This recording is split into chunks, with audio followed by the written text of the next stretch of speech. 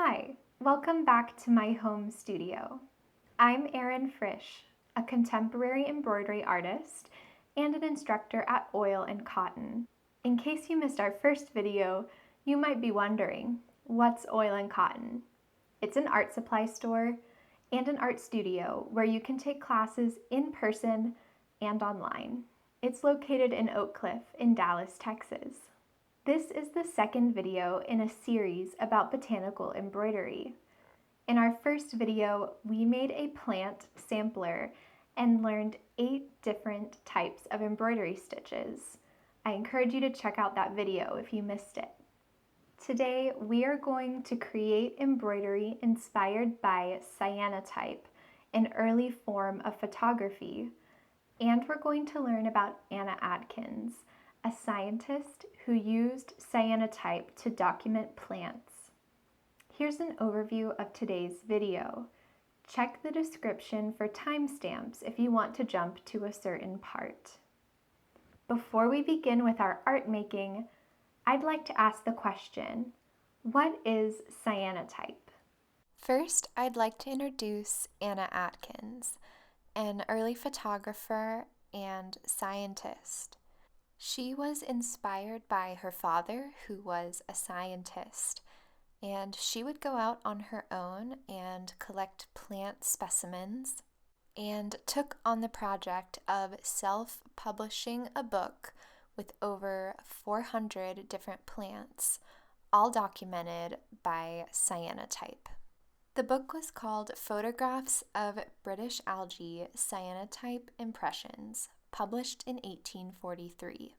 This was actually the first book of photography, and Anna sent copies to her friends and to scientists.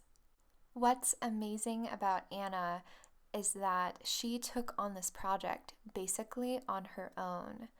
In the Victorian era, women were not given a lot of freedom and did not very often pursue the sciences.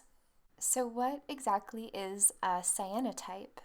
It's an early form of photography that was invented by John Herschel in 1842. Herschel was actually friends with Anna's father. Cyanotype is also called a sunprint because it involves treating paper with chemicals, placing objects on top of the paper, and then exposing the paper to sunlight in order to capture an impression of the objects. Cyanotypes are a specific color of blue because when you mix the chemicals ferric ammonium citrate and potassium ferricyanide and then expose them to sunlight, you get the color cyan. Anna Atkins used her own handwriting to label and identify the plants that she collected. On one hand, we can look at the scientific side of Anna Atkins' cyanotypes. All of the specimens have been accurately labeled and identified, and her cyanotypes are documenting scientifically these plants. But we also have to remember that she used her artistry and creativity to arrange the plants on the page and create these beautiful compositions. Her book is a wonderful example of art and science coming together. Now that we've learned about Anna and her cyanotypes, let's begin our own art making. For this project, you will need a large embroidery hoop. Mine is 8 inches, but yours can be bigger or smaller. Fabric and embroidery floss. If you want your embroidery to look like a cyanotype, then you'll want to choose a blue fabric with white embroidery floss. But if you don't have blue fabric, you could just use white fabric and then choose a blue embroidery floss. So it'll almost look like a reverse cyanotype, just like the example that I made. Today I'm going to be using this color combination. I will say If you don't have these colors available, I would recommend sticking to just one color background and then one color of embroidery floss. And with that limited color palette, your embroidery will feel more like a cyanotype. You also need a needle, scissors for cutting your fabric, and then a writing utensil. I went over some of my favorite writing utensils in the previous video, but this is my very favorite, a pen that is not ballpoint but that has a liquid ink. It will write really easily on your fabric. Or if you have a very dark fabric and the black won't show up, then you can use a white colored pencil instead. And then you just need one other thing. Go out into your environment and collect your own plant specimens. They can be leaves or leaves on stems, even flowers. Just be careful not to damage any plants that might be fragile, and be aware of any plants that could do you harm, like poison ivy. You don't want to touch those. If you plan to go on to our next video, then save the plant specimens that you collected today. You can press them in a book so that they dry flat. To begin, place your embroidery hoop on top of your fabric and then cut out a square at least 1.5 inches bigger than the perimeter of your embroidery hoop. I'm working with a sheer fabric, so I did a double layer so that it would look a little bit more opaque. Next, take the 2 rings of your embroidery hoop apart. You may need to loosen the top screw to do so. Then, place your inner hoop on your tabletop surface, put your fabric on the top, and then place the outer hoop on top of your fabric, so your fabric is wedged between the 2 hoops. Next, we want to make sure that our fabric is really tight inside of our hoop. So begin by tightening the screw at the top and then tug in a circle all the way around your hoop. And repeat that process, tightening and tugging in a circle until your fabric is very snugly taut inside of your embroidery hoop. Next, it's time to experiment with the composition of your embroidery. Arrange your leaves on top of your embroidery hoop in various different patterns. Even if you find one you like, keep going to see how many more you can find. I decided to experiment with overlapping leaves, and then I have one longer leaf separated by itself. Use your writing utensil to trace the outline of the leaves. Be careful as you trace, because any mark you make with a permanent pen or pencil, you will want to cover with embroidery stitches. If you make a mistake, it's okay, because we're working with organic shapes and you can just incorporate the mistake into your design. These leaves that I'm tracing have scalloped edges, and instead of drawing those scallops, I decided that I would use my embroidery stitches to highlight that texture on the edge of the leaf.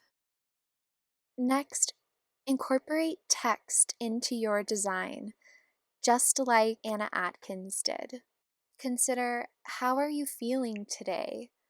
Or where did you collect these plant specimens? Or what was the weather like? You can document anything you want using text. I decided to write the phrase "collected under the pecan tree" because all of the plant specimens I was using were actually weeds that were growing underneath my pecan tree in my backyard. In the spirit of Anna Atkins, I used my own handwriting for my text. It's okay if your writing isn't perfect, if you make a mistake. With this embroidery, we are documenting the plants that are around us. We're documenting our handwriting and how we felt in that moment when we made this work. Now that we've finished drawing our pattern, we're ready to start stitching. We'll begin by splitting our floss and threading our needle. If you're new to embroidery and need some guidance, check out the first video in this series where we made a plant sampler. In it, I go over the basics and explain how to do many different types of stitches. Before I started stitching, I decided to add one more layer of fabric since my original fabric was a little bit sheer, and I only did that for the sake of filming. I began by stitching the leaves using various different types of stitches to add texture. I started out with this long stem running across my embroidery, and I used the stem stitch. This stem stitch is really cool because it almost looks like the thread is wrapping around itself like a rope. I will say while I was stitching, I was getting a lot of tangled thread, or it just wasn't really cooperating with me. So just know that it happens to everyone. So if you're having tangles or any technical issues while you're stitching, don't worry, it happens to the best of us. After I had finished that bit, I noticed that there were still a few places where you could see my original drawing. So I split my floss only using 3 strands and then went through to cover up those lines using simple stitches. Next, I decided to work on the larger of those 2 overlapping leaves. And as I mentioned before, to get that scalloped effect, I decided to use the chain stitch along that outline of my leaf. This isn't a stitch that I personally use that often, and as you can probably see, my thread was tangling on me again as I was completing these stitches. But I was really happy with the effect of this stitch. I think it almost looks like lace or like a doily in the shape of a leaf. My floss was giving me a little bit of trouble at this point, and whenever I have a tangle, I first will try to pull it apart with my fingers, and sometimes the knots will come undone, but if the tangle is too much, then you just have to sort of cut your floss where the tangle has happened, and then sometimes you have to undo your stitches a little bit so that there's room for you to tie a knot and secure those stitches. Then you just start fresh with a new piece of floss. To finish off this leaf at the stem, I just used 3 simple stitches, 1 long in the middle and then 2 short on either side. Next, I moved on to the other leaf and I decided to use the split stitch. I thought that would be a way to add a new texture, and at that point I was a little bit tired of doing the chain stitch.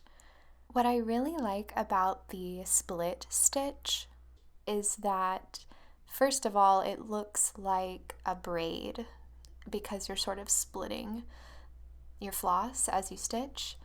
And then secondly, the really nice thing about it is that if you make a mistake as you're stitching, like you don't perfectly follow the line that you meant to, or if you're on a curve, you can actually sort of correct your stitches as you go. As you put your needle down through the previous stitch, you can kind of move it a little bit and correct a mistake that you might have made. At this point, a little friend came to join me, my cat Theo, or Theodore if you're more formal. So if you're curious, here's a little peek at my kitty since he really wanted to be in this video. To finish off the second leaf, I used the same method of 3 straight stitches. And on this second leaf, I had drawn it a little bit unevenly, so I ended up doing 1 long stitch on one side and then 2 short stitches next to it. And I think that's just a good example that sometimes you have to just go with whatever you drew and incorporate it into your design. Next, we're going to tackle all of these tiny little leaves, and the stitch I'm going to use is one that I actually kind of made up. I'm going to call it a modified stem stitch. You begin by making a straight stitch and then coming up next to your original stitch about at the halfway point or 3/4 point, and then creating another straight stitch.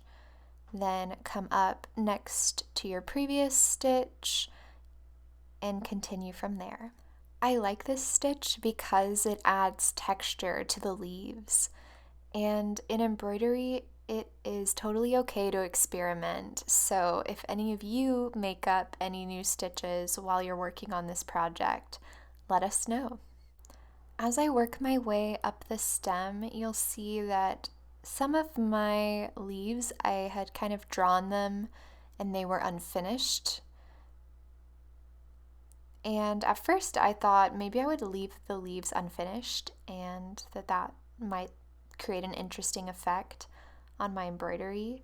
So at first I left a couple gaps, but then after I completed the whole row of leaves, I decided that it would actually be kind of cool to fill them in, because then those leaves would overlap and they would actually be similar to those two larger leaves that are overlapping in the other part of the composition of my embroidery. So feel free to kind of make adjustments as you go, or complete some stitches and then take a moment to look at your embroidery and then go back and make changes if you want. And now we begin stitching the letters. I'm going to use the back stitch, which is my favorite stitch to use whenever I have text. The main thing to keep in mind with the back stitch is that if you are stitching a curved letter like a C or an O, you will want to shorten the length of your stitches to follow that curve. And when you have a straight line letter like an L or a T, you may want to lengthen your stitches just so that you can complete the letter with fewer stitches, which saves you time.